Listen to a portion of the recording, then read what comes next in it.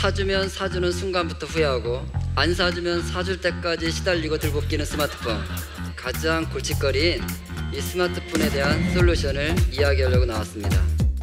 TV나 컴퓨터나 스마트폰을 보고 있으면 일단 뇌의 뒤쪽에서 자극이 생긴다는 뜻이죠. 뒤에서 자극이 생기면 이 자극과 정보를 다시 앞쪽으로 넘겨줍니다. 그래서 앞에 있다 그래서 전두엽. 이 전두엽은 생각하고 판단하는 기능을 하는 장소입니다. 컴퓨터나 스마트폰 앞에 앉아서 게임을 한다고 한번 생각해 보시죠.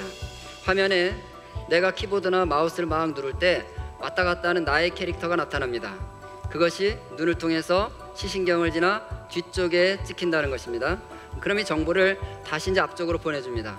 이 정보가 왔으니까 앞쪽에서 이제 뭐 하죠? 앉아서 이제 생각을 합니다. 저것을 때릴까 말까, 이쪽부터 때릴까, 저쪽부터 때릴까, 앉아서 이렇게 생각하고 있으면 화면 속에 있는 내 게임 캐릭터가 어떻게 될까요?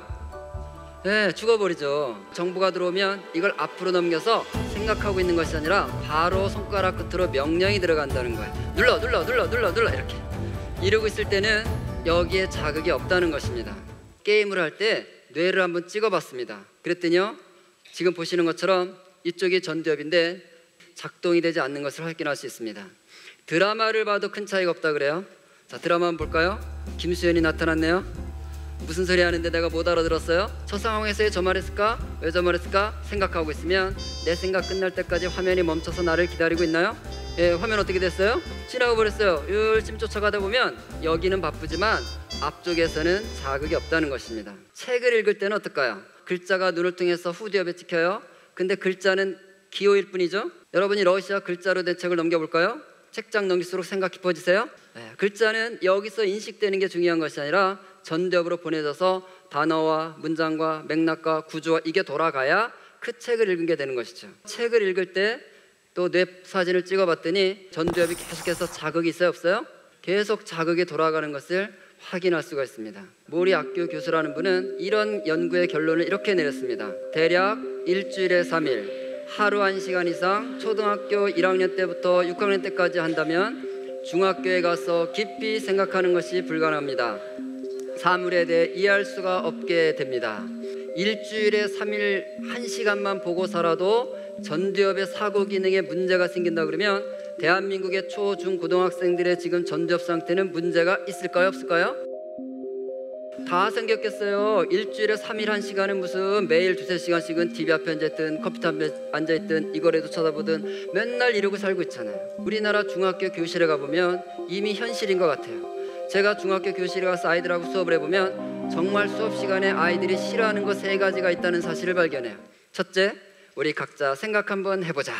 싫어요, 머리 아파요. 생각만 하자 그러면 싫다는 애들이 교실에 점점 늘어나요.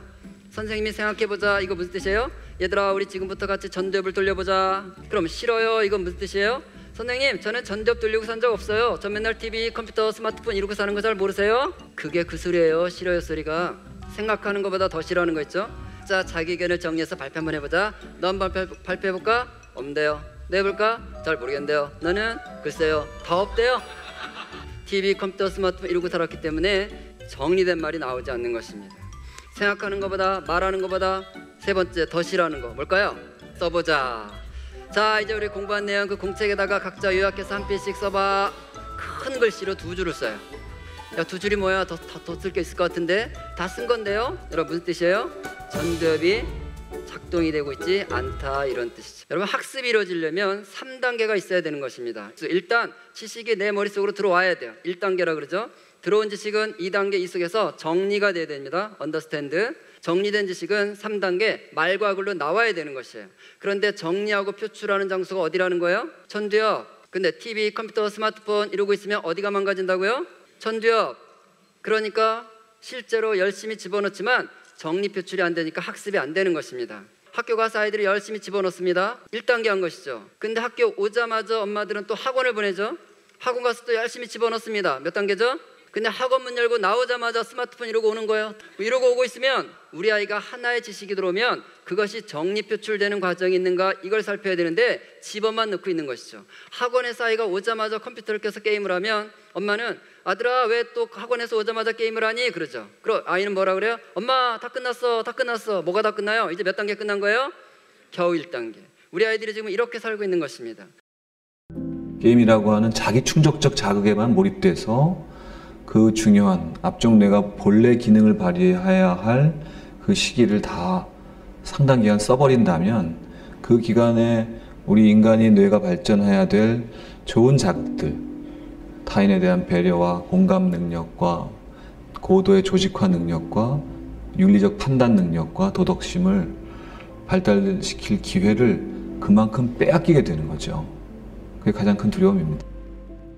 몇 살 때부터 애들이 핸드폰을 쥐어주는 게 맞을까요? 식당에 가면 한 2, 3살짜리한테 막 핸드폰 쥐어주고 부모들은 밥 먹고 있고 그걸 당연시하면서 그냥 아이들은 계속 그거나 뚫어지게 보고 있는데 이런 걸 볼 때 너무 가슴 아프고 답답하고 그래요. 과거 애들보다 젊은 애들이 더 똑똑한 것 같은데 라고 생각하시는 분도 있을 거예요. 얼핏 보면 그게 맞아요. 왜냐면 핸드폰 같은 걸 어렸을 때부터 일찍 접했기 때문에 많은 어떤 정보를 그냥 받아들이는 것까지는 잘할 수 있어요. 근데 문제는 그것을 제대로 온전히 아웃풋으로 빼내는 능력은 굉장히 허접하기까지 하고 약해요. 그러니까 남들한테 제대로 설명할 수 있을 때 지식인데 뭔가 그냥 받아들이는 것만 했지 그걸 논리정연하게 피력하고 표현하는 그 능력은 굉장히 떨어진 애들이 많습니다. 그리고 어떤 진지하게 뭔가 깊은 생각을 하는 게 아니라 그냥 영상이든 어떤 그런 걸로만 훅훅 지나가는 그런 식으로 메타인지적으로 약해질 수밖에 없는 게 뭔가 내가 뭘 알고 뭘 모르는지 완벽하게 이렇게 알 수 있는 그 능력이 온전히 갖춰지지 않고 그냥 흘려 지나갔는데 알았다라고 착각하는 애들이 점점 더 많아져요. 어차피 핸드폰을 줄 수밖에 없다라고 생각하는 부모들도 점점 더 많아지고 있는 것 같아서 참 안타깝고 그래서 이것 때문에 빈부격차가 점점 더 커질 거예요. 핸드폰으로 돈을 버는 부분도 그 지식을 갖고 제대로 활용하면 되지만 어린아이일 때는 좀 세상을 널리 보는 독서나 그런 게 가능한 그런 경험들을 해야 되는데 다 핸드폰으로 그 안에서 뭔가 보려고 하는 이런 안 좋은 어떤 모습들은 참